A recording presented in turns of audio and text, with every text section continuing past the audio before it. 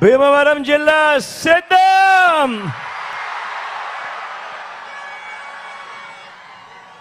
ఈ భీమవరంలో ఈరోజు ఓ జన సముద్రం కనిపిస్తా ఉంది. శబరి, ఇంద్రావతి రెండు నదులు కూడా కలిసిన గోదావరి ఉప్పొంగి ఆ నది కాస్త సముద్రం అయితే ఎలా ఉంటుందో ఈరోజు ఈ భీమవరంలో ఉప్పొంగిన ఈ ప్రజల అభిమానం అలా ఓ సముద్రమై కనిపిస్తా ఉంది ఈరోజు ఇక్కడ భీమవరంలో.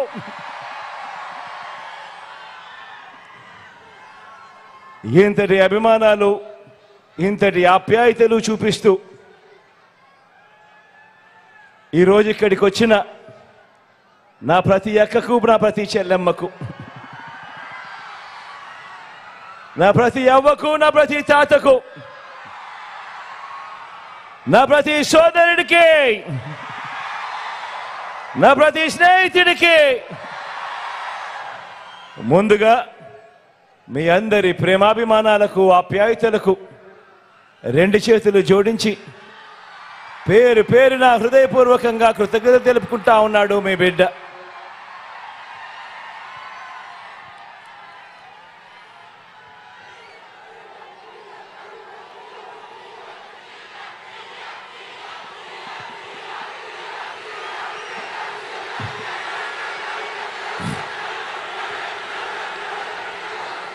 మంచి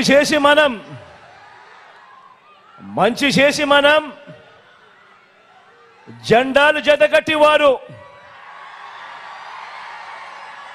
తలబడబోతా ఉన్న ఈ ఎన్నికల్లో ఆ పేదల వ్యతిరేకులను ఓడించి మనం చేస్తున్న ఇంటింటి అభివృద్ధిని, సంక్షేమాన్ని కాపాడుకునేందుకు, జరుగుతున్న మంచిని కొనసాగించేందుకు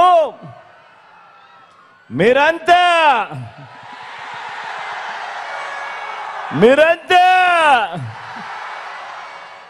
సిద్ధమేనా?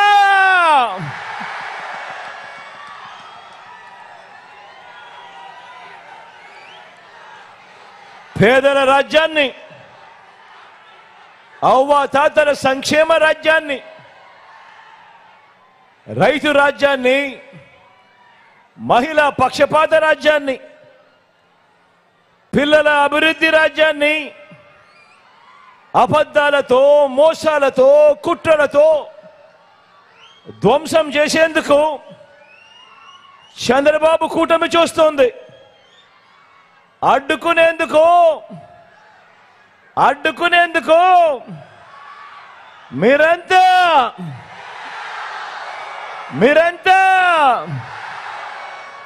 సిద్ధమేనా?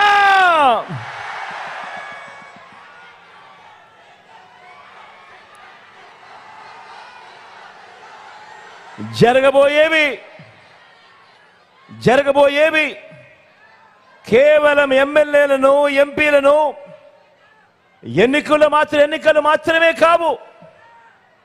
ఈ ఎన్నికల్లో మన ఓటు, వచ్చే మన 5 సంవత్సరాల భవిష్యత్, మీ పిల్లల బడులు, వారి చదువులు, అక్క చెల్లెమ్మల సాధికారత, అవ్వ తాతల సంక్షేమం, రైతన్నలకు అందుతా ఉన్న భరోసా, పేద సామాజిక వర్గాలకు అందిన న్యాయం, ఇవన్నీ కూడా కొనసాగి మరో 2 అడుగులు ముందుకు వేయాలా, లేక మోసపోయి మళ్ళీ నష్టపోవాలా అన్నది నిర్ణయించేదే ఈ ఎన్నికలు. అందుకే నేను మళ్ళీ చెప్తా ఉన్నా, ఈ ఎన్నికలు కేవలం ఎమ్మెల్యేలను, ఎంపీలను ఎన్నుకునే ఎన్నికలు కావు. ఈ ఎన్నికలు మన తలరాతలు మార్చబోయే ఎన్నికలు అన్నది ప్రతి ఒక్కరూ కూడా గుర్తెరగమని చెప్తా ఉన్నా. ఇవి కేవలం జగన్కు, చంద్రబాబుకు మధ్య జరుగుతా ఉన్న ఎన్నికలు కావు. ఇవి పేదలకు, చంద్రబాబు మోసాలకు మధ్య జరుగుతా ఉన్న ఎన్నికలు అన్నది గుర్తుపెట్టుకోమని కోరుతా ఉన్నా. ఈ ఎన్నికల్లో మీ జగన్ది పేదల పక్షం, మీ బిడ్డది పేదల పక్షం.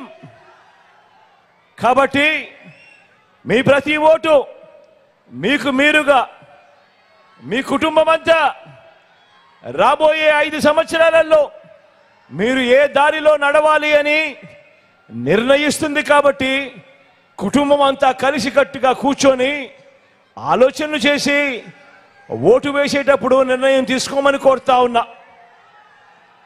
జగన్కు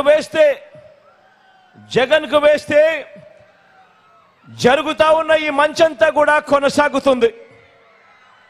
అదే చంద్రబాబుకు వేస్తే పథకాలన్నీ కూడా మునిగిపోతాయి. మళ్ళీ మోసపోవటం ఇది చరిత్ర చెప్తా ఉన్న సత్యం. ఆయన సాధ్యం కాని వాగ్దానాల నుంచి వస్తా ఉన్న వాస్తవం. అందుకే బాగా ఆలోచించండి. ఓటు వేసే ముందు ఎవరికి ఓటు వేస్తా ఉన్నాము, ఆ ఓటు వల్ల మనకు మంచి జరుగుతుందా, మనకు మంచి జరగదా అన్నది ప్రతి ఒక్కరూ కూడా ఆలోచన చేసి అడుగులు ముందుకు వేయమని కోరుతా ఉన్నా. మీరు ఈ మధ్య చూసే ఉంటారు, చంద్రబాబు నాయుడు గారికి నా మీద కోపం బాగా ఎక్కువ వస్తూ ఉంది. గమనించే ఉంటారు. ఆయన మాటల్లో ఆయన మాట్లాడుతూ ఉన్నప్పుడు ఆయనకు హై బీపీ వస్తూ ఉంటుంది. గమనించే ఉంటారు. ఏవేవో తిడుతూ ఉంటాడు, శాపనార్థాలు పెడతా ఉంటాడు, నాకేదో అయిపోవాలని కూడా అంటూ ఉంటాడు, కోరుకుంటూ ఉంటాడు. రాళ్ళు వేయండి, అంతం చేయండి అని కూడా పిలుపునిస్తా ఉంటాడు ఈ పెద్ద మనిషి.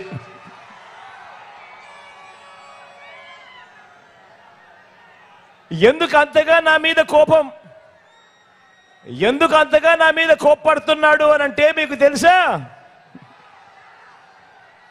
అక్క? తెలుసా చెల్లెమ్మా? ఎందుకు అంతగా చంద్రబాబు నాయుడుకి నా మీద కోపమో? ఎందుకంటే నేను చంద్రబాబును అడగకూడని ప్రశ్న అడిగా.